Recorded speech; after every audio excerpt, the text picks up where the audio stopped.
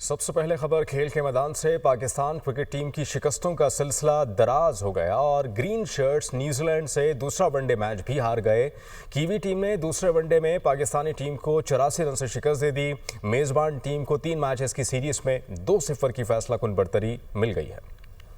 شاہینوں کی کیویز کے خلاف بدترین پرفارمنس برقرار۔ نیوزی لینڈ نے T20 کے بعد ون ڈے سیریز بھی اپنے نام کر لی۔ کیوی ٹیم نے پاکستان کو دوسرے ون ڈے میں 84 رن سے شکست دے دی۔ ہیملٹن میں کھیلے گئے میچ میں میزبان ٹیم نے پہلے بیٹنگ کرتے ہوئے مقررہ 50 اوورز میں 8 وکٹوں کے نقصان پر 292 رنز بنائے۔ مچل سب سے نمایاں بیٹسمین رہے، جنہوں نے 78 گیندوں پر 7 چوکے اور 7 چھکوں کی مدد سے ناقابل شکست 99 رنز سکور کیے۔ محمد عباس 41 اور نک کیلی 31 رنز بنا کر آؤٹ ہوئے۔ سفیان مقیم اور محمد وسیم نے 2-2 کیوی کھلاڑیوں کو شکار کیا، جبکہ حارث راؤ، فہیم اشرف اور عاقب جاوید کے حصے میں ایک وکٹ آئی۔ 293 رنز کے ہدف کے تعاقب میں پاکستانی ٹیم 208 رنز پر ڈھیر ہو گئی۔ ٹاپ اور مڈل آرڈر سکور کرنے میں ناکام رہے۔ بابر اعظم اور عبداللہ شفیق 1-1، امام الحق 3، محمد رضوان 5، سلمان آغا 9 اور طیب طاہر 13 رنز بنا کر چلتے بنے۔ فہیم اشرف اور نسیم شاہ نے نصف سینچریاں سکور۔ فہیم اشرف 73 رنز بنا کر نمایاں رہے۔ حارث راؤف ہیلمٹ پر گیند لگنے سے انجری کا شکار ہو گئے۔ کنیکشن رولز کے تحت نسیم شاہ حارث راؤف کی جگہ بیٹنگ کرنے آئے۔ شاندار بلے بازی پر مچل